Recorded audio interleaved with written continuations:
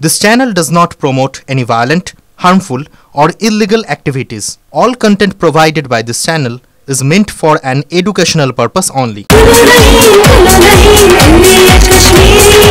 अरे कौन दे किंतु खाटी दे MDH कश्मीरी लाल लंकार गुঁড়ো MDH। নমস্কার, দেখছেন TV9 বাংলা। আপনাদের সঙ্গে রয়েছে আমি তন্নিষ্ঠা, আমার সঙ্গে রয়েছে দীপ। এখন সময় ঠিক দুপুর 2টা। শুরু করছি ফুল অ্যান্ড ফাইনাল। আর ফুল অ্যান্ড ফাইনালে আজ শুরুতেই ঠিক কোন দিকে নজর রাখবো SIR আবহে এবার দেশের জনবিন্যাস নিয়ে বড় ঘোষণা প্রধানমন্ত্রী। ষড়যন্ত্র করে জনবিন্যাস বদলে সংকট তৈরির চেষ্টা চলছে। অনুপ্রবেশকারীরা দেশের যুব সমাজে রুজি রুটি কেড়ে নিচ্ছে। দেশের মা বোনেদের নিশানা করছে অনুপ্রবেশকারীরা। আদিবাসীদের জমি দখল করছে অনুপ্রবেশকারীরা। অনুপ্রবেশকারীদের আর বরদাস্ত করা হবে না।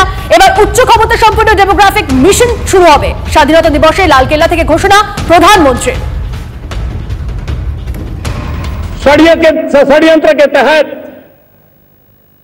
सोची समझी साजिश के तहत देश की डेमोग्राफी को बदला जा रहा है।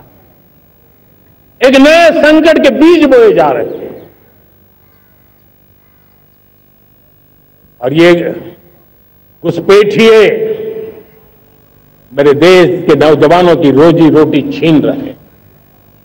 एक घुसपैठिए मेरे देश की बहन बेटियों को निशाना बना रहे हैं। ये बर्दाश्त नहीं होगा। ये घुसपैठिए भोले भाले आदिवासियों को भ्रमित करके उनकी जमीनों पर कब्जा कर रहे हैं। ये देश सहन नहीं करेगा। हमने एक हाई पावर्ड डेमोग्राफी मिशन शुरू करने का निर्णय किया है। ये मिशन, इस मिशन के द्वारा ये जो भीषण संकट नजर आ रहा है, भारत पे मंडरा रहा है जो संकट है, उसको निपटाने के लिए तय समय में सुविचारित सुनिश्चित रूप से अपने कार्य को करेगा। उस दिशा में हम आगे बढ़ रहे हैं।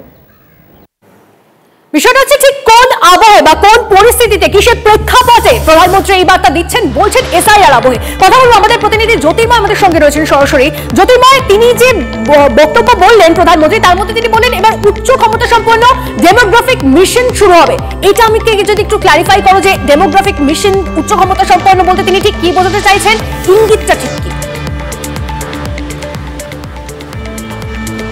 দেখো, প্রথম প্রেক্ষাপটটা সব থেকে বেশি গুরুত্বপূর্ণ। দিল্লির নির্বাচন, বিধানসভা নির্বাচনের ঠিক আগে থেকে আমরা দেখেছি যে দিল্লির একাধিক কলোনি, যে জায়গাগুলি মূলত বাংলাভাষীদের কলোনি, সেখানে বাংলাদেশি চিহ্নিতকরণের ড্রাইভ শুরু করেছে কেন্দ্রীয় স্বরাষ্ট্র মন্ত্রকের নিয়ন্ত্রণাধীন দিল্লি পুলিশ, এবং সেই কাজ এখনও চলছে, যা নিয়ে রাজনৈতিক স্তরে তীব্র তরজা চলছে। এই ইস্যু শুধুমাত্র দিল্লির ইস্যু নয়। যখন ঝাড়খণ্ডে নির্বাচন হয়েছে তখন একইভাবে যে প্রশ্ন উঠেছে যে আদিবাসী এলাকায় আদিবাসীদের জমি কবজা করছে বাংলাদেশ থেকে আসা সংখ্যালঘু মানুষজন, অর্থাৎ অনুপ্রবেশকারীরা এসে তারা ঝাড়খণ্ডে বিভিন্ন জায়গায় জমি কবজা করে নিচ্ছে। সেই ইস্যু ছিল একইভাবে ঝাড়খণ্ডে। বিহারের ক্ষেত্রেও সেই একই অভিযোগ উঠছে যে পিছিয়ে পড়া অনগ্রসর শ্রেণীর মানুষ বাংলা থেকে, বিশেষত বাংলাদেশিরা, তারা ঢুকছে বাংলা থেকে এবং এসে তারা বিহারে বিভিন্ন জায়গাতে তারা কলোনিতে ঢুকে পড়ছে। পশ্চিমবঙ্গের মাটিতে এই ইস্যু তো ভয়ঙ্করভাবে রয়েছে। স্বাভাবিকভাবেই এই প্রেক্ষাপটে দাঁড়িয়ে আজকে প্রধানমন্ত্রী নরেন্দ্র মোদী যখন বলছেন যে অনুপ্রবেশকারীরা দেশের যুব সমাজের রুটি রুজি সমস্ত কিছু কেড়ে নিচ্ছে, মেয়ে বোনদের তারা নিশানা করছে এবং দেশের ডেমোগ্রাফি চেঞ্জ করে দেওয়া হচ্ছে, অর্থাৎ জনবিন্যাস চেঞ্জ করে দেওয়া হচ্ছে। যে খবর আমরা সূত্র মারফত পাচ্ছি যে একটি হাই পাওয়ার্ড কমিটি তৈরি করা হবে, যে কমিটিতে রাজ্য সরকার থেকে শুরু করে কেন্দ্রীয় সরকারের বিশেষজ্ঞরা এবং বিভিন্ন সামাজিক বিশেষজ্ঞরা তারা প্রত্যেকে থাকবেন। তাদের মূল কাজ হবে যেখানে যেখানে এই জনবিন্যাস পরিবর্তন হচ্ছে সেই জায়গাগুলিকে চিহ্নিত করা, কিভাবে এই জনবিন্যাস চেঞ্জের ট্রেন্ডটা কি তারা ঠিক তারা চিহ্নিত করবেন, আর এর পরবর্তী ক্ষেত্রে তার রুখতে সরকারের কি করা উচিত সেই সম্পর্কে এই হাই পাওয়ার্ড কমিটি, অর্থাৎ যে ডেমোগ্রাফিক মিশন, সেই তার আন্ডারে যে কমিটি থাকবে তারা সরকারকে রেকমেন্ডেশন দেবেন বলেই আমরা সূত্র মারফত খবর পাচ্ছি। নজর রাখো। অনেক ধন্যবাদ জ্যোতির্ময়।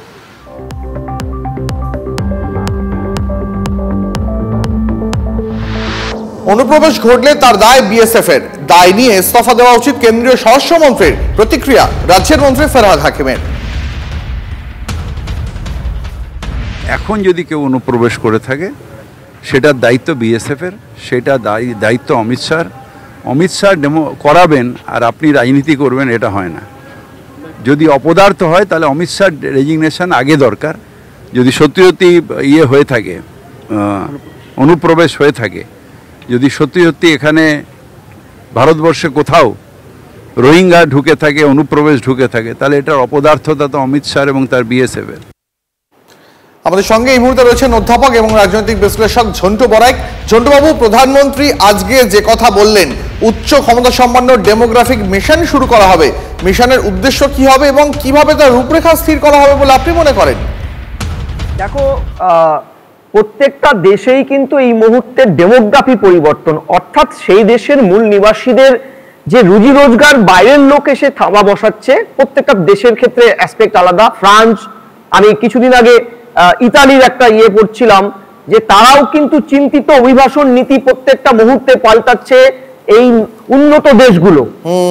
ভারতবর্ষ স্বাধীনতার পরে তোমাকে যদি আমি স্ট্যাটিস্টিক্যাল পার্টগুলো বলি, কিছু না, অতদূর যেতে হবে না। 1998 সালে সরকার যখন স্বরাষ্ট্রমন্ত্রী ঘোষণা করলেন একদম হিসাব দেখিয়ে, মমতা ব্যানার্জি তখন সেই ক্যাবিনেটের পার্ট, যে 1,80,00,000 ভারতবর্ষে অনুপ্রবেশকারী, তার মধ্যে 1,25,00,000 পশ্চিমবঙ্গে আছে, অর্থাৎ মোট জনসংখ্যা, মোট ভোটার 4 কোটি সামথিং, তার 4 ভাগে প্রতি 4 জন পিছু একজন অনুপ্রবেশকারী।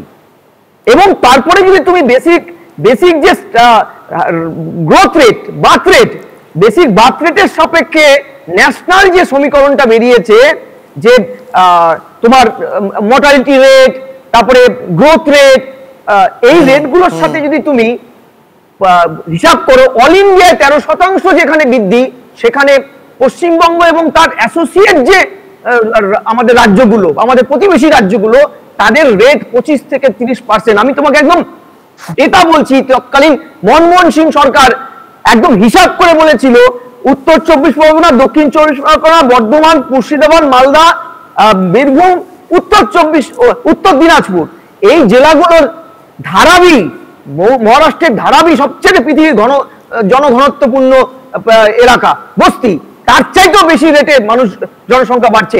এটা স্বাভাবিক রেট, যেটা আমাদের স্বাভাবিক যে গ্রোথ রেট বা নর্মাল রেট, যে রেটে মৃত্যু এবং জন্মের মধ্যে একটা সামঞ্জস্য থাকে, সেটা কিন্তু মানা হয় না এইসব জায়গায়, বিকজ আর্টিফিশিয়ালি এখানে বাইরের থেকে লোক ইনফ্লিট করছে। এবং সেটার তো একটা বড় কারণ হতে পারে রাষ্ট্রীয় মদত, সেটা তুমি বিএসএফ এর বর্ডারের পার্ট বলো বা রাজ্যগুলোর যে ডোমিসাইল নীতি এদের ফেভারে থাকে প্রত্যেকটা মুহূর্তে। অনেক ধন্যবাদ আপনাকে।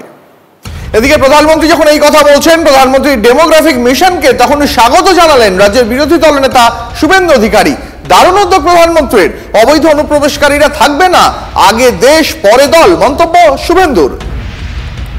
দারুণ উদ্যোগ নিয়েছে, অবৈধ অনুপ্রবেশকারী থাকবে না, এর থেকে ভালো কিছু হতে পারে? পৃথিবীর সব দেশই করে। আমাদের বোনেদের বাচ্চাদেরকে লাভ জিহাদের নামে তুলে নিয়ে চলে যাচ্ছে, আদিবাসীদের জমি দখল করে নিচ্ছে, 540 কিলোমিটার বেড়া দেননি, যা খুশি হবে, যে খুশি আসবে ঢুকবে, তা হয়নি কি কখন? 140 কোটি জনসংখ্যা হয়ে গেছে, এরপর তো ঘুমাতে মানে রাত্রে শুতে দেওয়ার জায়গা পাবেন না, যে অবস্থা হচ্ছে জনসংখ্যা। অতএব অবৈধ অনুপ্রবেশকারী যারা, তারা ভারতবর্ষে থাকবে না, আজকে প্রধানমন্ত্রী ঘোষণা করেছেন, এবং এদের উচ্ছেদ করা দরকার। দেশ আগে, দল অনেক পরে। এদিকে এসআইআর এর নামে এনআরসি করার প্রক্রিয়া চালানো হচ্ছে, ফের দাবি মুখ্যমন্ত্রী। দেশভাগের সময় বাংলাদেশ থেকে যারা এক কাপড়ে চলে এসেছিলেন তারা বৈধ নাগরিক, নাগরিকত্ব দেওয়ার নামে নাগরিকত্ব কারার চেষ্টা চলছে, ফের বললেন মুখ্যমন্ত্রী। বাংলাদেশ থেকে যারা এক কাপড়ে চলে এসেছিল, দেশ বিভাগের পর যারা বৈধ নাগরিক, তারা তো এক কাপড়ে চলে এসেছিল, প্রাণের ঝুঁকি নিয়ে। আনতে পেরেছে কিছু? কোথায় পাবে? এইগুলো বোঝবার ক্ষমতা নেই। যারা নাগরিকত্ব দেবে বলে চিৎকার করে, তারা নাগরিকত্ব কেড়ে নেওয়ার ব্যবস্থা করেন। সবটাই আমি জানি। এই এসআর এর নামে একটা এনআরসি করার প্রক্রিয়া চালাচ্ছিল এবং এখনো চালাচ্ছে। মুখ্যমন্ত্রী বলেছেন বিরোধীরাও চুপ নেই, এসআইআর মানে এনআরসি নয়, মিথ্যে বলছেন মুখ্যমন্ত্রী তোপ শুভেন্দু অধিকারী। সিএএ চালুর আগেও এনআরসির কথা বলেছিলেন মুখ্যমন্ত্রী, আর কয়েক মাস মিথ্যে বলবেন মুখ্যমন্ত্রী। বাংলা পরিবর্তন হবে, 21শে নন্দীগ্রাম যা করেছে 6 মাস পর গোটা বাংলা তাই করবে, মন্তব্য বিরোধী দল নেতার। ভারত সরকার নাগরিকত্ব দিবে বলেছিল, সেদিনও মমতা ব্যানার্জি গোটা রাজ্যে আগুন লাগিয়েছিল যে এটা এনআরসি। আজকে সিএএ চালু হয়ে গেছে, সিএএ চালু হয়ে কার্যকর হয়ে গেছে, হাজার হাজার লোক সিটিজেনশিপ পাচ্ছে ধর্মীয় কারণে যারা চলে এসেছে। আর ভোট এলে বলো যে বিজেপি হিন্দুদের পার্টি, তাতেও কোনো আপত্তি নেই, কিন্তু এসআইআর এনআরসি নয়। এ ঢপবাজি কয়েক মাস চালাক, বাংলার পরিবর্তন।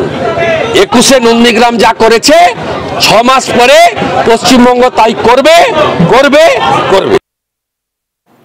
এদিকে এসআইআর আবহে ফের আধার কার্ডের মান্যতার জোরালো সওয়াল মমতা বন্দ্যোপাধ্যায়। বাংলায় আমরা 100% আধার কার্ড করিয়েছি, নথি হিসেবে কেন আধার কার্ড গ্রহণ করা হবে না? আমার স্বাধীনতা কাউকে কাটতে দেব না, অনেক লড়াই করেছি, আবার লড়াই করব, কিন্তু মানুষের অধিকার কেড়ে নিতে দিচ্ছি না, দেব না, হুঙ্কার মুখ্যমন্ত্রী।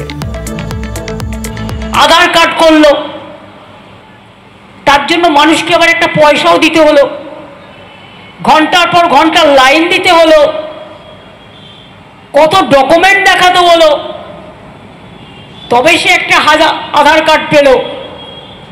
এখন বলছে তাও চলবে না। আজকে ভাগ্যিস সুপ্রিম কোর্ট আমাদের সকলের লয়ার থাকার ফলে আমি এই ব্যাপারটায় অন্তত একটু আশ্বস্ত। কোর্টের ব্যাপারে আমি কোনো মন্তব্য করি না, কিন্তু জাজমেন্টের ব্যাপারে মন্তব্য করব। আমাদের এখানে কিন্তু 100% আধার কার্ড আমরা করিয়েছি, কাজেই একটা ডকুমেন্ট হিসেবে আধার কার্ড কেন এলাও হবে না? কেন হবে না? আমার স্বাধীনতা আমি কাউকে কেড়ে নিতে দেবো না, আমরা কাউকে কেড়ে নিতে দেবো না। আধার কার্ড নাগরিকত্বের প্রমাণ নয়, ফের দাবি শ্রমিক ভট্টাচার্যের। জাল আধার কার্ড নিয়ে ফের বাংলাকে নিশানা। সুপ্রিম কোর্ট জাল আধার কার্ড গ্রহণের কথা বলেনি, যত জাল আধার কার্ড ধরা পড়ছে বেশিরভাগই বাংলায় তৈরি, মন্তব্য বিজেপি রাজ্য সভাপতির।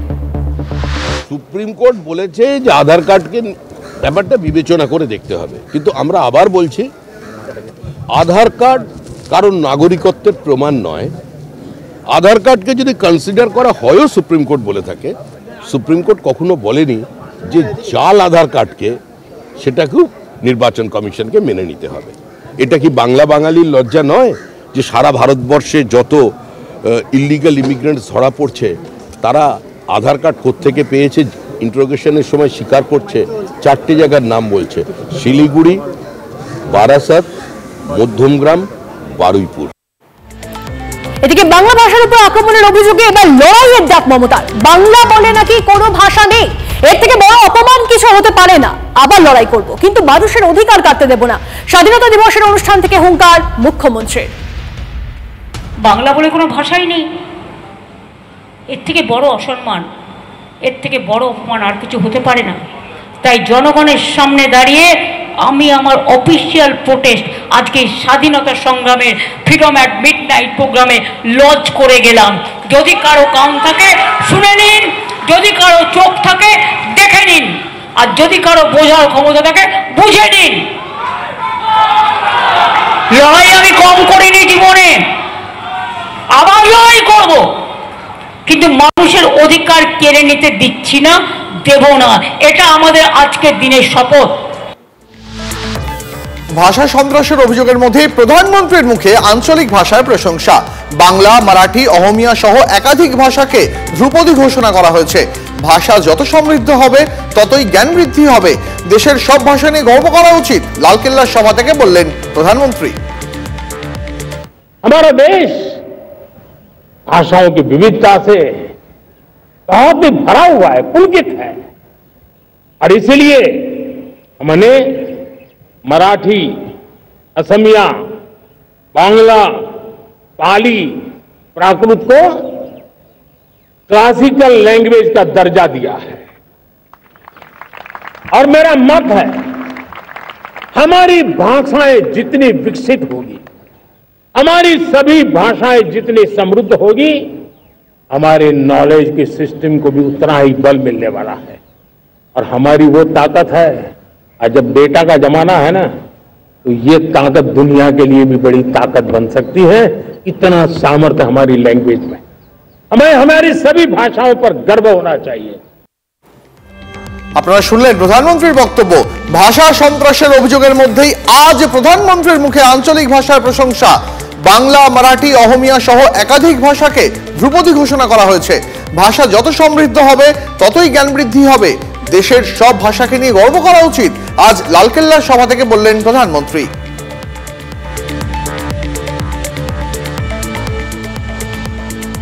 ভিনরাজ্যে বাঙালি পরিযায়ী শ্রমিকদের হেনস্থার অভিযোগে ফের সরব রাজ্যের মুখ্যমন্ত্রী। বাংলায় অন্য রাজ্যের পরিযায়ী শ্রমিকরা সুরক্ষিত, বাংলা শ্রমিকদের কেন হেনস্থা করা হচ্ছে প্রশ্ন মমতার। এই স্বাধীনতা কি আমরা চেয়েছি? আমরা এই দেশটাকে চিনি না, মন্তব্য মুখ্যমন্ত্রীর।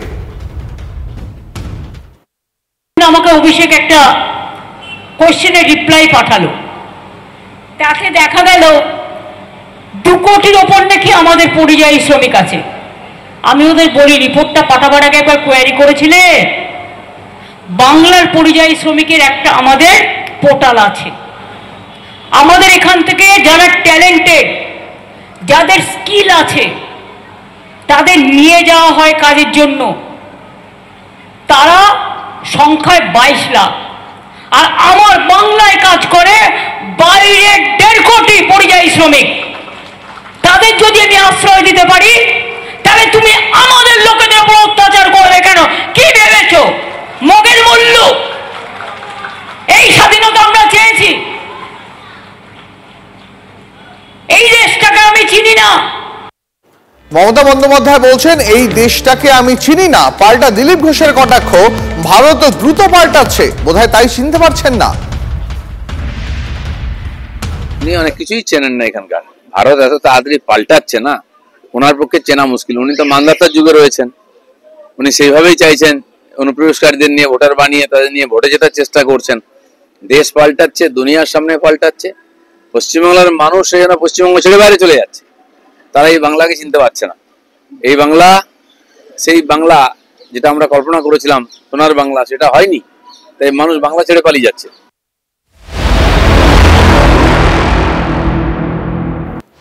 আর এই মুহূর্তে আরো যে বড় খবর দিয়ে আপনাদের, দীপাবলিতে উপহারের ঘোষণা, স্বাধীনতা দিবসেই ঘোষণা প্রধানমন্ত্রীর। দীপাবলিতে বড় উপহার পাবে দেশবাসী। জিএসটিতে বড় সংস্কার হতে চলেছে, নিত্য প্রয়োজনীয় জিনিসের উপর কর কাটছাঁট করা হবে। লালকেল্লা থেকে ঘোষণা মোদী। इस दिवाली में आपकी डबल दिवाली का काम मैं करने वाला हूं। इस दिवाली में आपको एक बहुत बड़ा तोहफा देशवासियों को मिलने वाला है।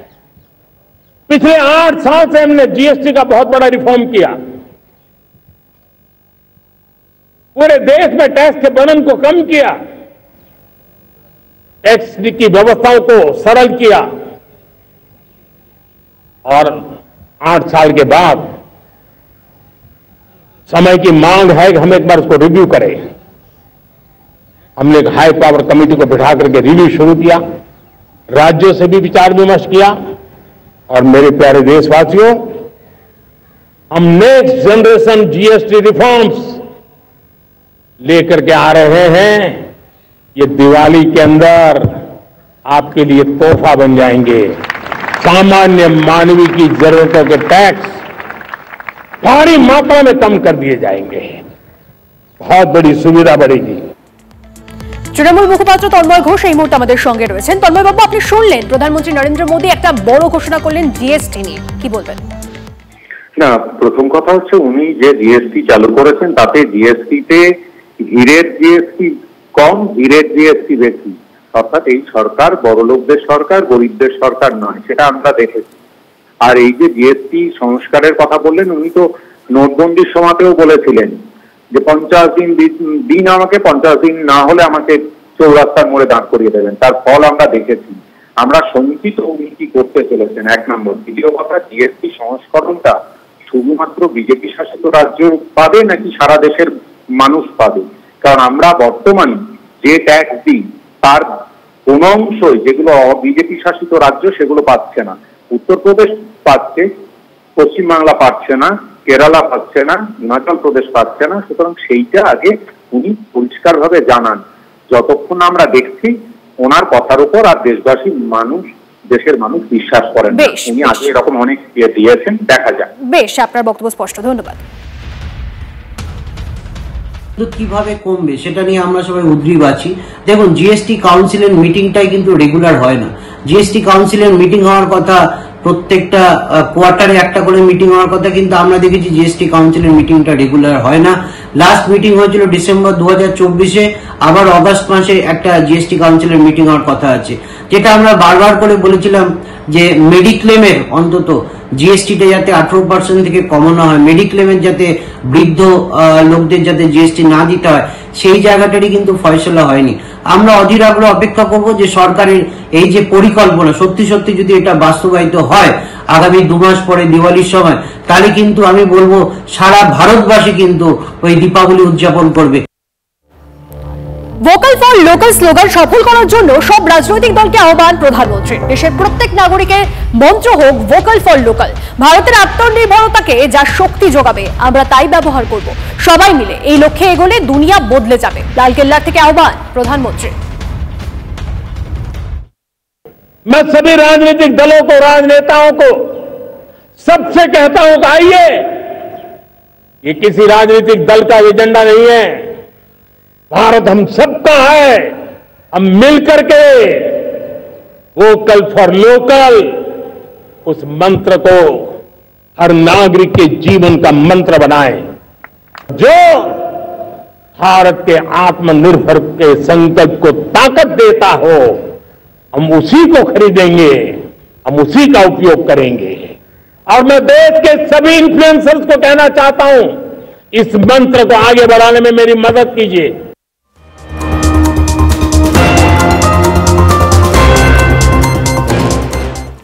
ভোট যত এগিয়ে আসছে ততই কি কমছে শুভেন্দু অধিকারীর টার্গেট?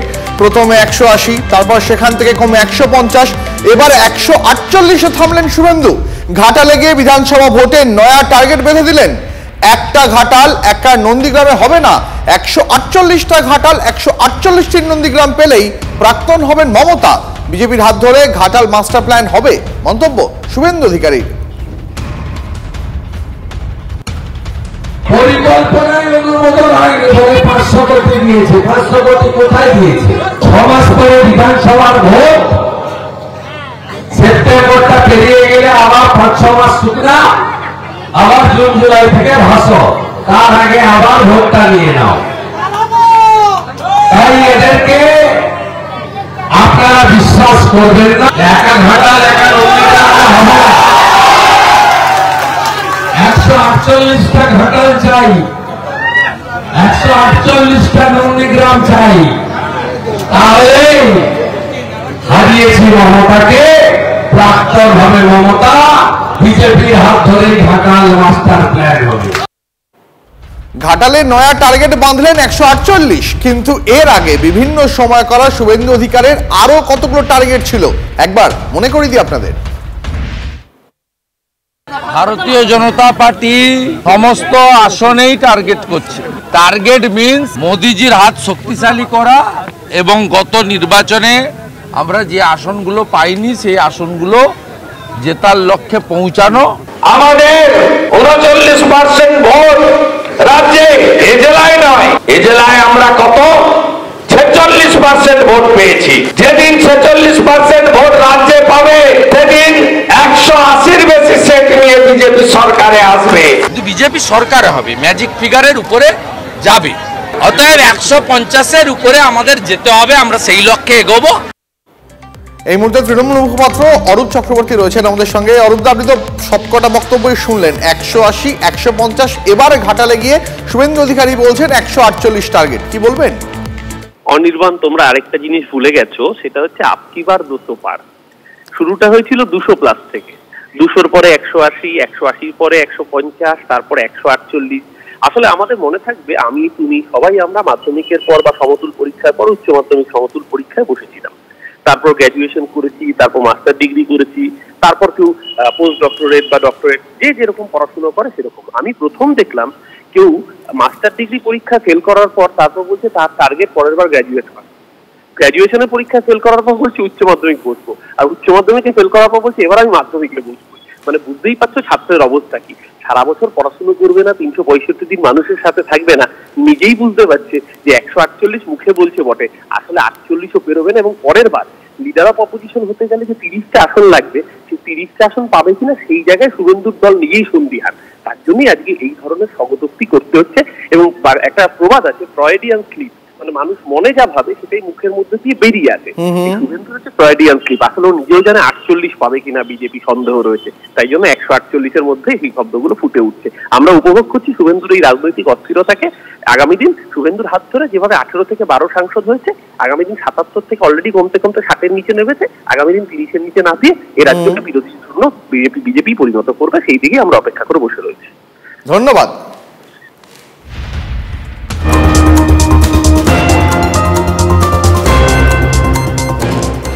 এবার কোচবিহারের দিকে নজর রাখতে হচ্ছে। কোচবিহারে ফের আক্রান্ত বিজেপি। তুফানগঞ্জে বিজেপি গ্রাম পঞ্চায়েত প্রধানের বাড়িতে হামলার অভিযোগ। কর্মীদের সঙ্গে বৈঠকের সময় তীর ধনুক নিয়ে হামলার অভিযোগ তৃণমূলের বিরুদ্ধে। পাল্টা তৃণমূল যুব সভাপতিকে মারধরের অভিযোগ বিজেপির বিরুদ্ধে। আরো একবার আপনাদেরকে জানিয়ে রাখি, কিছুদিন আগে আপনারা জানেন কোচবিহারে আক্রান্ত হন শুভেন্দু অধিকারী। এবার কোচবিহারে আক্রান্ত বিজেপি। তুফানগঞ্জে বিজেপি গ্রাম পঞ্চায়েত প্রধানের বাড়িতে হামলার অভিযোগ। কর্মীদের সঙ্গে বৈঠকের সময় তীর ধনুক নিয়ে হামলার অভিযোগ তৃণমূলের বিরুদ্ধে। পাল্টা তৃণমূল যুব সভাপতিকে মারধরের অভিযোগ বিজেপির বিরুদ্ধে।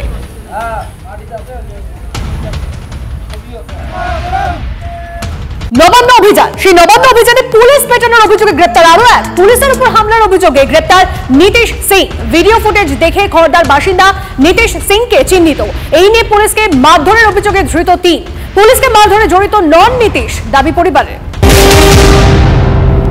ফুল অ্যান্ড ফাইনালের এই পর্বে তন্নিষ্ঠার সঙ্গে আমি দীপ রয়েছে আপনাদের সঙ্গে। আর এই মুহূর্তে একটা ছবি দেখাবো আপনাদের। সিঙ্গুরে মৃত নার্সের ময়নাতদন্ত ঘিরে তীব্র উত্তেজনা। শ্রীরামপুরের ওয়ালস হাসপাতালে ময়নাতদন্তের দাবিতে বাম বিজেপির বিক্ষোভ। অ্যাম্বুলেন্সে দেহ কলকাতায় আনার সময় বাধা। পুলিশের সঙ্গে ধস্তাধস্তি, লাঠি উঁচিয়ে তারা পুলিশের।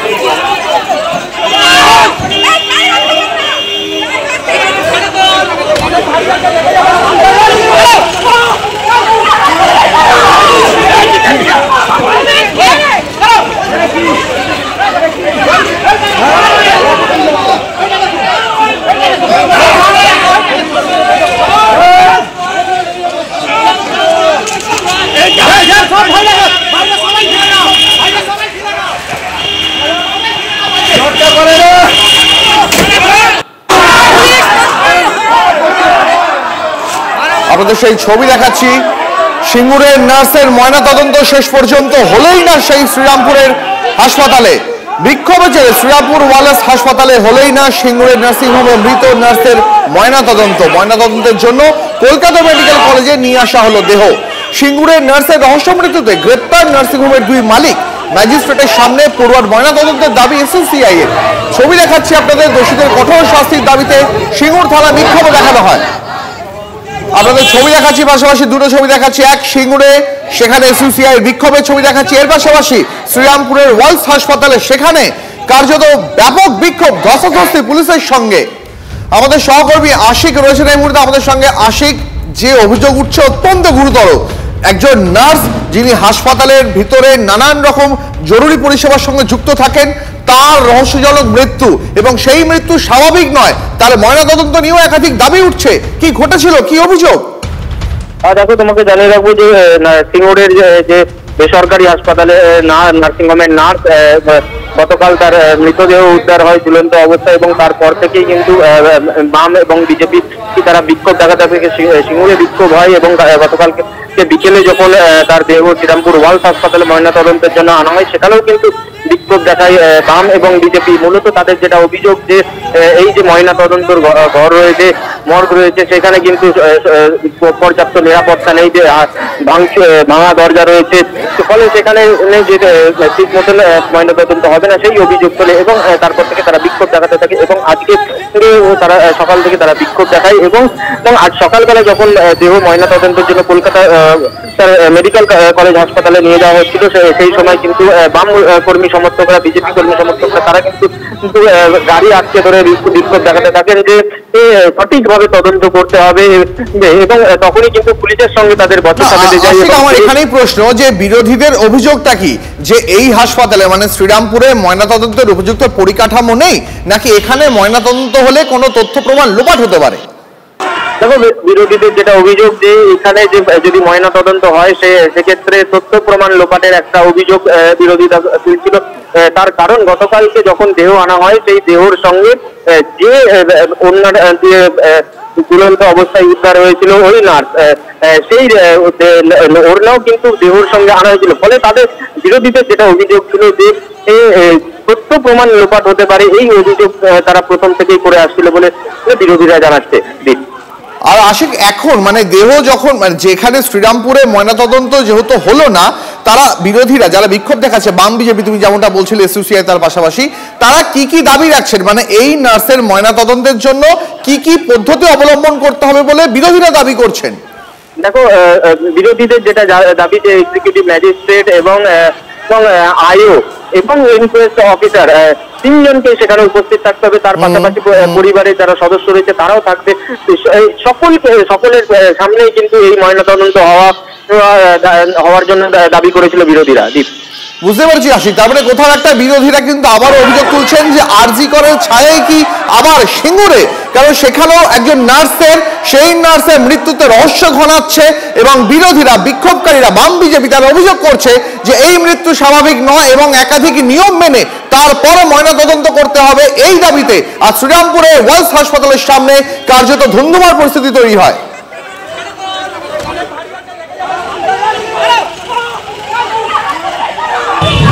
আমরা তো এই ঘটনাটা জানার পরে এটা নিয়ে আমরা অত্যন্ত উদ্বেগ। গোটা দেশ অভয় বিচারের দাবিতে যখন এখনো সোচ্চার, সেই মুহূর্তে সিঙ্গুরের এই ঘটনা আমরা অত্যন্ত শিহরিত হয়ে গেছি। আমাদের একটি 26 বছরের নার্সিং ছাত্রী সেই নার্সিং হোমে যোগ দিয়েছে। কি এমন ঘটনা ঘটলো যে তার মৃতদেহ সেই নার্সিং হোম থেকে উদ্ধার হলো? যে কোনো মূল্যে প্রমাণ লোপ করবার একটা প্রচেষ্টা আছে। তার মা বাবা বলছেন মেয়েটি সম্পূর্ণ স্বাভাবিক ছিল, আগের দিন ভালো খাওয়া দাওয়া করেছে, ফোনে কথা হয়েছে, হঠাৎ পরের দিন আত্মহত্যা করলেন, এটা মেনে নেওয়া সম্ভব নয়। কিছুদিন পরে হয়তো একটা প্রণয় ঘটিত গল্প তৈরি করবে তৃণমূল কংগ্রেস, কিন্তু আমাদের যারা কর্মী, আমরা যারা তার মা বাবাকে ছিনতাই করে নিয়ে যাওয়া আটকার ওর ব্যবস্থা করেছিলাম, যারাই পরিবারের সঙ্গে কথা বলেছে এবং স্থানীয় মানুষ বলছেন এটা একটি পরিকল্পিত খুনের ঘটনা। এদিকে যোগ্য চাকরি হারা শিক্ষকের মৃত্যু ঘিরে বিতর্ক। অভিযোগ চাকরি হারানোর ফলে ব্রেন স্ট্রোকে মৃত্যু। পশ্চিম মেদিনীপুরের বাসিন্দা সুবল সোরেনের মৃত্যু। কথা বলবো সুজয়, আমাদের প্রতিনিধি আমাদের সঙ্গে রয়েছে সরাসরি। সুজয়, যোগ্য চাকরি হারা শিক্ষক, তার এই মৃত্যু এবং তা ঘিরে ইতিমধ্যে বিতর্ক তৈরি হয়েছে। চাকরি হারানোর ফলে মৃত্যু হয়ে গেল একজন যোগ্য চাকরি প্রার্থীর। দেখো, পরিবারের সদস্যদের অভিযোগ সেটাই যে তিনি যোগ্য চাকরিহারা, তাই তিনি চাকরি হারানোর পর থেকে প্রচণ্ড মানসিক দুশ্চিন্তায় ভুগছিলেন। তার 2 বছরের সন্তান রয়েছে এবং গোটা পরিবারের দেখভাল কিভাবে করবেন সেইটা নিয়ে দুশ্চিন্তায় ভুগছিলেন এবং সেই ভুগতে ভুগতেই গত সোমবার ডেবরায় তিনি যে বাড়িতে ভাড়া থাকেন সেখানে অসুস্থ হয়ে পড়েন এবং অসুস্থ হওয়ার পর তাকে স্থানীয় হাসপাতালে নিয়ে যাওয়া হয় এবং সেখানে জানানো হয় যে মস্তিষ্কের রক্তক্ষরণ অর্থাৎ ব্রেন স্ট্রোক হয়েছে। তারপর বাইপাসের বেসরকারি হাসপাতালে নিয়ে আসা হলে আজকে সকালবেলায় তার মৃত্যু হয়। পরিবারের সদস্য এবং চাকরিহারা যোগ্য শিক্ষক যে মঞ্চ যারা, তারা দাবি করছে, তাদের অভিযোগ যে সরকার এই বিষয়টাতে উদাসীনতা দেখাচ্ছে এবং সেই কারণেই প্রচণ্ড দুশ্চিন্তায় ভুগছেন এবং আজকে সুবলবাবুর মৃত্যু হয়েছে, কিন্তু একই রকম দুশ্চিন্তায় রয়েছে বাকি চাকরিহারা যোগ্য শিক্ষকরাও। ফলে আগামীতে অন্য কারোর একসঙ্গে একই ঘটনা ঘটে যাবে না তো, সেই অভিযোগ তারা তুলছেন। তারা শুধু সরকার নয়, বিচার ব্যবস্থার উপরেও কিন্তু দায় চাপাচ্ছেন যে যেভাবে সুপ্রিম কোর্ট তাদের একসাথে চাকরিহারাদের যে প্যানেল সেটা বাতিল করে দিয়েছে, তার জেরে এই ঘটনা ঘটেছে। মৃত্যু সংখ্যা বাড়ছে, মৃত্যু মিছিল যাতে না হয় সেই মৃত্যু মিছিল আটকানোর জন্য সরকার এবং বিচার ব্যবস্থার উপর তারা আর্জি জানাচ্ছে যে অবিলম্বে যারা যোগ্য চাকরিহারা তাদের যেন তাদের কাজে ফেরানোর সুযোগ দেয়। আমি ছবিটা দেখাচ্ছিলাম যে আর কিছু সময় পরেই পরিবারের সদস্যদের হাতে মৃতদেহ তুলে দেওয়া হবে এবং তারপর পশ্চিম মেদিনীপুরে যেখানে তার বাড়ি সেখানে মৃতদেহ নিয়ে যাওয়া হবে এবং সমস্ত রীতিনীতি মেনে সৎকার হবে। নজর রাখো, সঙ্গে থাকো।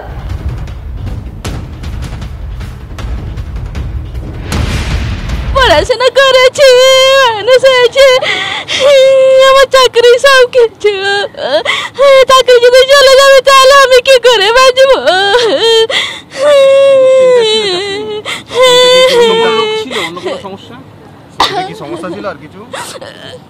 ওই একটু পেশার একটু ছিল, ওই চাকরি চলে যাওয়ার পর থেকে টেনশনে। হ্যাঁ হ্যাঁ, আমি এখন কি করবো? 2016 আছে, যোগ্য শিক্ষা ছিল আমার নামে। হ্যাঁ, যোগ্য শিক্ষা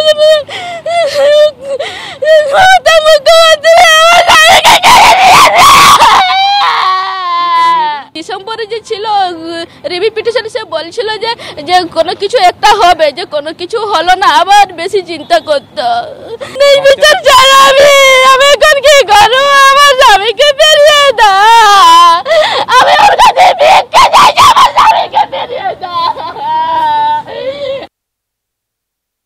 দুশ্চিন্তায় তো ভুগছিলাম না, না সবার কাছে যেটা জানলাম যে টেনশন, হাই প্রেশার হয়ে গেছিল। এইটাই যোগ্য শিক্ষক আমরা তো জানি, কেননা আমরা সেই পরিবার নই যে টাকা দিয়ে চাকরি করতে পারো। এমনি আমার পরিবারের কষ্ট ইয়ে করে তাকে চাকরি করিয়েছিলাম, ভালো পড়তো, সেই জন্য কষ্ট করে তাকে পড়ানো হয়েছিল, যোগ্য হিসেবে চাকরি পেয়েছিল। এদিকে চাকরিহারা শিক্ষক মেহবুব মন্ডল এই ঘটনার পর কি বলছেন শুনুন।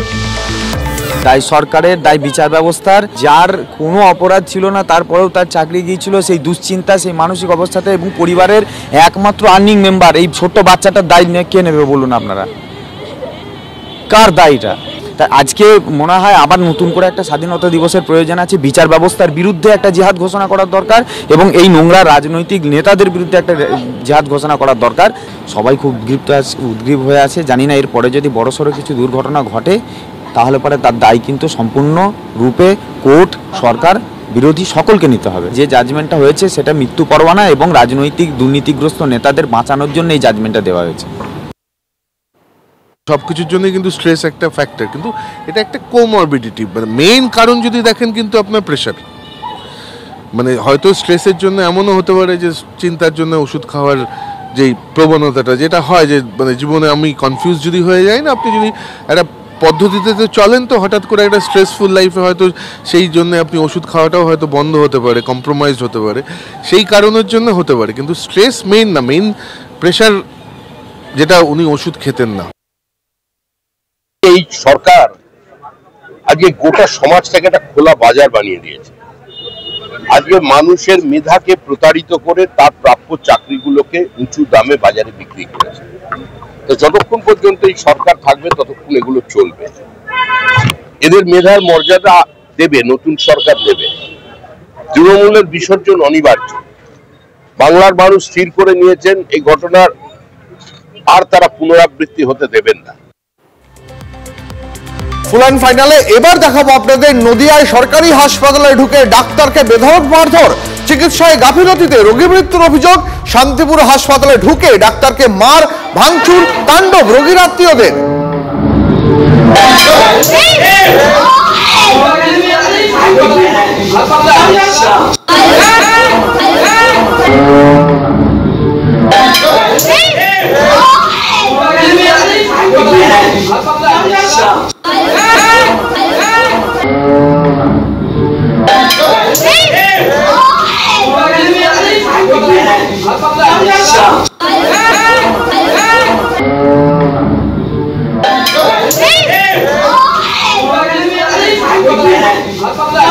দেখুন ছবিটা ভালো করে আরো একবার। শান্তিপুর হাসপাতালে ঢুকে ডাক্তারকে বেধড়ক মারধর, ছবিটা আমরা স্লো মোশনে দেখাচ্ছি আপনাদের, আরো একবার ভালো করে দেখুন। রোগীর আত্মীয়রা তাদের অভিযোগ চিকিৎসায় গাফিলতি হয়েছে, সেই অভিযোগে তারা ডাক্তারকে হাসপাতালের ভিতর ঢুকে মারধর করলেন, ভাঙচুর চালালেন, কার্যত তাণ্ডব চালালেন রোগীর আত্মীয়রা।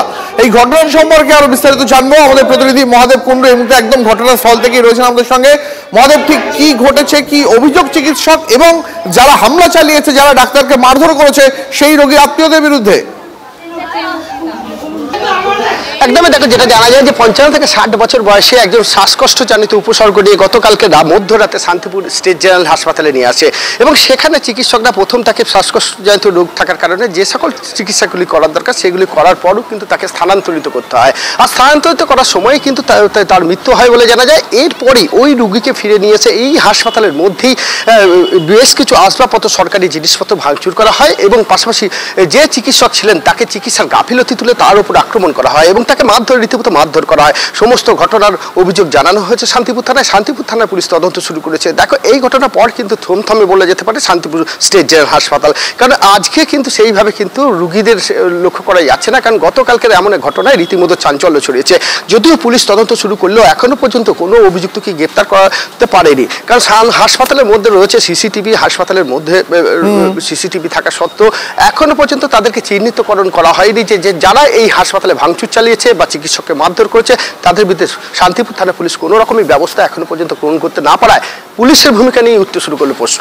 একেবারেই মহাদেব, সেই ছবিটা আমরা আরো একবার দর্শকদের দেখাবো, যেখানে শান্তিপুর স্টেট জেনারেল হাসপাতালের ভিতর ঢুকে ডাক্তারকে মারধর করা হলো এবং এই গোটা ঘটনাটা চললো। হাসপাতালে মোতায়েন থাকা অন্যান্য যত চিকিৎসক, স্বাস্থ্যকর্মী, পুলিশ কর্মী রয়েছেন নিশ্চয়ই তারাও হাসপাতালে ছিলেন, তা সত্ত্বেও এই ঘটনা কিভাবে ঘটলো এবং এই ঘটনা ঘটে যাওয়ার পর 12 ঘন্টা অন্তত কেটে গেছে, তারপরও এখনো হামলাকারীরা কেন তাদের চিহ্নিত করা গেল না, পুলিশের গাফিলতির অভিযোগ তুলছেন খোদ স্বাস্থ্যকর্মীরাই। আক্রান্ত চিকিৎসক তিনি এই ঘটনার পর কি প্রতিক্রিয়া জানালেন শোনাই আপনাদের একবার। একটা পেশেন্ট খারাপ রয়েছে, সে পেশেন্টে মারা গেছে, খুবই দুঃখজনক, কিন্তু পার্টি অ্যারেঞ্জমেন্ট হয়ে যায়, একটা শোকের তাপে এতে হয়ে যায়, কিন্তু কিছু বলার নেই। পেশেন্টের পরিস্থিতি কেমন ছিল? পরিস্থিতি খুব খারাপ ছিল, পেশেন্ট আমরা অ্যাডমিশন খুব খারাপ ছিল, স্যাচুরেশন 60-67 লেভেল ছিল। রেফার করা হয়েছিল? হ্যাঁ, ওকে রেফার করা হয়েছিল, রেফার করে দিই যে বড় জায়গায় ইনস্টিটিউশন, ওর আবার একটা হার্টের কোনো প্রবলেম ছিল মনে হয়। এবার সিভিক ভলেন্টিয়াররা কীর্তির দিকে নজর রাখা যাক। প্রেমের প্রস্তাব প্রত্যাখ্যান করায় তরুণীকে খুনের চেষ্টা, দিদিকে বাঁচাতে গিয়ে আক্রান্ত ভাই, দুজনকেই দা দিয়ে কোপানো হয়েছে বলে এমনটাই দাবি করা হচ্ছে। অভিযোগ এমনটাই, অভিযুক্ত কীটনাশক খেয়ে নেন এমনটাই জানা যাচ্ছে। এই ঘটনায় শোরগোল পড়ে যায় বাসন্তীর আমঝালা এলাকায়। আমার দিকে বাড়ি যাচ্ছিলাম, হঠাৎ করে পেছনের দিক থেকে বড় একটা গাড়ি নিয়ে আঘাত করেছে, আমার এখানে ধারে প্রচুর করেছে। আমার মাসিকে ওই ছেলেটা, ওই পাড়ার বাড়ি যে ছেলেটা বিরক্ত করতো খুব। আমার মাসি বারবার বলতো যে ওর সঙ্গে প্রেম করবে না, কিন্তু সে তাও শুধু বারবার বিরক্ত করতো, তাই জন্য আমার মাসি বারণ করেছিল বলে আজকে হয়তো সেই রাগে হয়তো আমার মাসিকে এই অবস্থা করেছে। আর একটা খবর দিয়ে এই মুহূর্তে তৃণমূলের দুই গোষ্ঠীর বিবাদে হাওড়ার শিবপুরে তুলকালাম পরিস্থিতি। ইউনিয়ন রুমের দখল ঘিরে তৃণমূলের দুই গোষ্ঠীর বচসা ধাক্কাধাক্কি। কথা বলবো আমাদের প্রতিনিধি সুব্রত রয়েছে, এই মুহূর্তে ছবিটা দেখাই, সেই মুহূর্তে ছবিটা দেখুন।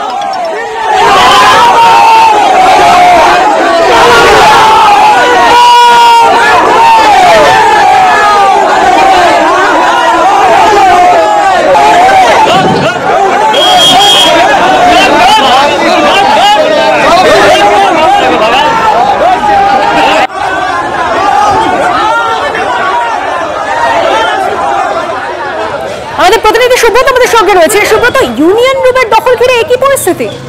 দেখো, একেবারেই স্বাধীনতা দিবসের সকালবেলা থেকে এই টিকিয়াপাড়া স্টেশন সংলগ্ন যে রাস্তা, অর্থাৎ টিকিয়াপাড়া রোড, তা কিন্তু উত্তপ্ত হয়ে যায় এবং পথ অবরোধ পর্যন্ত হয়, যাতে মানুষের ভোগান্তি হয়। কারণ হচ্ছে এলাকারই একটি ইউনিয়নের ঘর, সেই ঘরের দখল কে নেবে। একদিকে রাজীব বন্দ্যোপাধ্যায় গোষ্ঠী, একদিকে মনস্বিহারী গোষ্ঠী, এই দুই গোষ্ঠীর মধ্যেই কিন্তু সমস্যা হয়। এই ঘর কার দখলে থাকবে? এক পক্ষ ঘরে তালা মেরে দিলে অন্য পক্ষ ঘরের তালা ভাঙচুর করে, তালা ভেঙে সেই ঘর দখলে নেওয়ার চেষ্টা করে। এদিকে প্রশ্ন করে মনস্বিহারী দলের লোকজন রয়েছে, তারা প্রশ্ন তোলেন যে তাদের নেতার ছবি তুলে দেওয়া হয়েছে, মুখ্যমন্ত্রীর ছবি তুলে দেওয়া হয়েছে। অন্যদিকে বিরোধী পক্ষ রাজীব বন্দ্যোপাধ্যায় সমর্থিত যারা রয়েছেন তারা বলছেন যে দীর্ঘদিন ধরে এখানে খোলাবাজি করা হচ্ছে এবং তারই প্রতিবাদে তারা ইউনিয়নের ঘর তারা দখল দিতে চেয়েছে। এই নিয়ে কিন্তু বিবাদ চার কিন্তু মানুষকে ভোগান্তির শিকার বোঝা যাচ্ছে। ধন্যবাদ।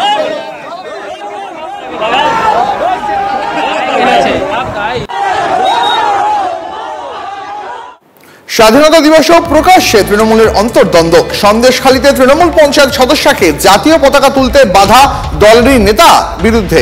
পতাকা তুললে মারধর করারও হুমকির অভিযোগ, যদিও যাবতীয় অভিযোগ অস্বীকার করেছেন অভিযুক্ত তৃণমূল নেতা রঞ্জিত দাস।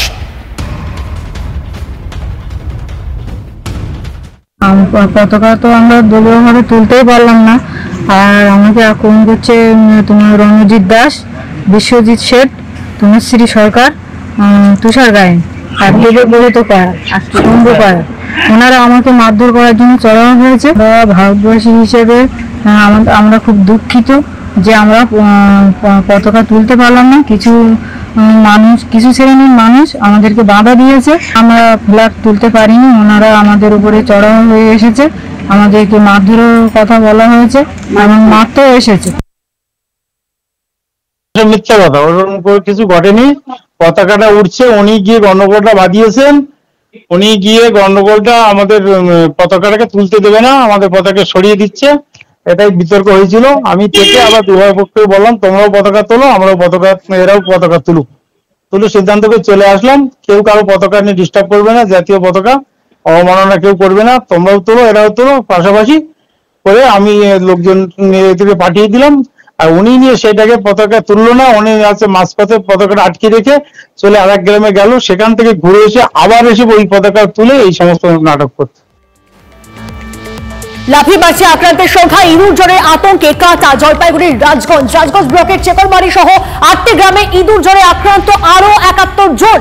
আক্রান্তের সংখ্যা বেড়ে দাঁড়ালো 144-এ। চেকলমারি থেকে নতুন করে আরো 91 জনের রক্তের নমুনা সংগ্রহ করে উত্তরবঙ্গ মেডিকেল কলেজে পাঠানো হয়। সেই রিপোর্ট বৃহস্পতিবার এসে পৌঁছয়। রিপোর্ট দেখে চোখ কপালে ওঠে স্বাস্থ্যকর্তাদের। দেখা যায় 91 জনের মধ্যে 71 জন লেপ্টোস্পাইরোসিসে আক্রান্ত, নতুন করে আরো একজন স্ক্রাব টাইফাসে আক্রান্ত। এই নিয়ে স্ক্রাব টাইফাসে গত দুদিনে আক্রান্ত 3 জন। এদিকে লেপ্টোস্পাইরোসিসে আক্রান্তদের মধ্যে 41 জন নাবালক নাবালিকা। মূলত গা হাত পা ব্যথা, জ্বর এরকম একটা হয় বেশিরভাগ ক্ষেত্রেই, কিন্তু 10% ক্ষেত্রে সিভিয়ার ডিজিজ হতে পারে। সেটাতে যুগপৎ, কিডনি এবং লিভার একসঙ্গে খারাপ হয়ে যায়। তো এবং সেটা যদি ঠিকমতো টাইমলি ওষুধ না দেওয়া হয় তাহলে মৃত্যুও ঘটতে পারে। অনেক ক্ষেত্রে লাংস এবং ব্রেনও ইনভলভ করতে পারে, মানে মাল্টি অর্গান ফেলিওর হয়ে যায়। তারপর ওষুধ কিন্তু খুব সহজলভ্য, কমন, আমাদের অ্যাম্পিসিলিন, সেপ্ট্রাক্সোন, ডক্সিসাইক্লিন এগুলি তার ওষুধ। তার মানে রোগটা যদি ধরতে পারা যায় সঠিক সময় তাহলে সুন্দরভাবেই চিকিৎসা করে মানুষকে সারিয়ে দেওয়া যায়। নোংরা থেকে ঘুরে এলো সঙ্গে সঙ্গে ভালো করে ধুয়ে পরিষ্কার করে নেওয়া, সেই নোংরা পায়েই ঘুরে বেড়ালে চলবে না। এখন যেখানে ওয়াটার লগিং হয় গ্রামাঞ্চলে, সেখানে আপনি পরিষ্কার জলও হয়তো পাবেন না সেটা ধোয়ার জন্য। এই সমস্যাগুলো থাকবে এবং এগুলো কিন্তু নিয়েই লেপ্টোস্পাইরা মাঝে মাঝে অ্যাটাক হবে, এটাকে আপনি এড়িয়ে যেতে পারবেন না। এদিকে রাজগঞ্জের বিতর্কিত পোল্ট্রি ফার্ম আপাতত বন্ধের নির্দেশ দিলেন জেলাশাসক। 40 কোটি টাকা ব্যয়ে তৈরি এই ফার্ম 7 দিনের জন্য বন্ধ রাখার নির্দেশ জেলাশাসক শ্যামা পারভিনের। বৃহস্পতিবার জেলাশাসকের দপ্তরে ম্যারাথন বৈঠকের পর পোল্ট্রি ফার্ম কর্তৃপক্ষকে এই নির্দেশ দেওয়া হয়। বৈঠকে পোল্ট্রি ফার্ম কর্তৃপক্ষের পাশাপাশি উপস্থিত ছিলেন বিভিন্ন দপ্তরের আধিকারিকরা। জেলা প্রশাসনের নির্দেশে হতাশ ফার্ম কর্তৃপক্ষ। ফার্ম থেকে জন্ডিস বা লেপ্টোস্পাইরোসিস রোগ ছড়ায়নি দাবি কর্তৃপক্ষের।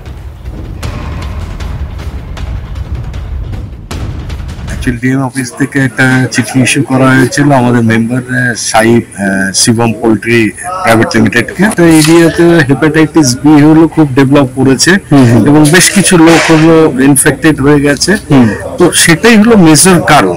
কিন্তু আমি আশ্চর্যজনকভাবে আমিও আমাদের হলো ইনভেস্টিগেশন টিম নিয়ে গিয়েছিলাম। আমি দেখলাম ওখানে মাঝখান থেকে একটা স্ট্রিম বেরোয়, স্ট্রিমটা কিন্তু হলো স্টেট ওয়েতে বাইরের চা বাগানের জল, গ্রামের জলগুলো বেরিয়ে এসে ওটা মাঝখান দিয়ে গিয়ে ওটা গিয়ে নদীতে মিক্সড হচ্ছে।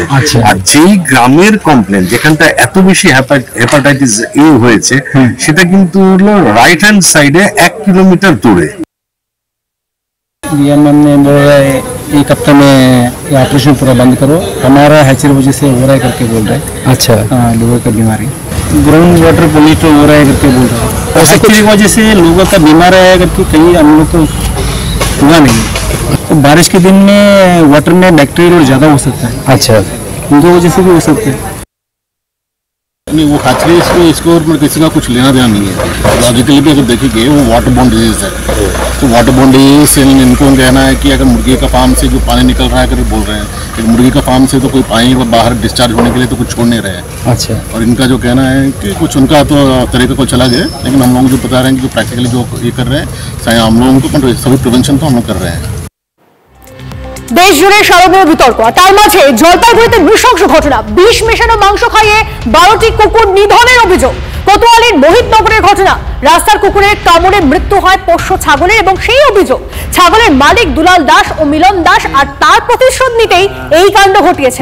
গ্রামবাসীরা এরপর দুই ভাইকে পাকড়াও করেন। এলাকাবাসীর সামনে মাংসের মধ্যে বিষ মেশানোর কথা স্বীকার করেন দুজন।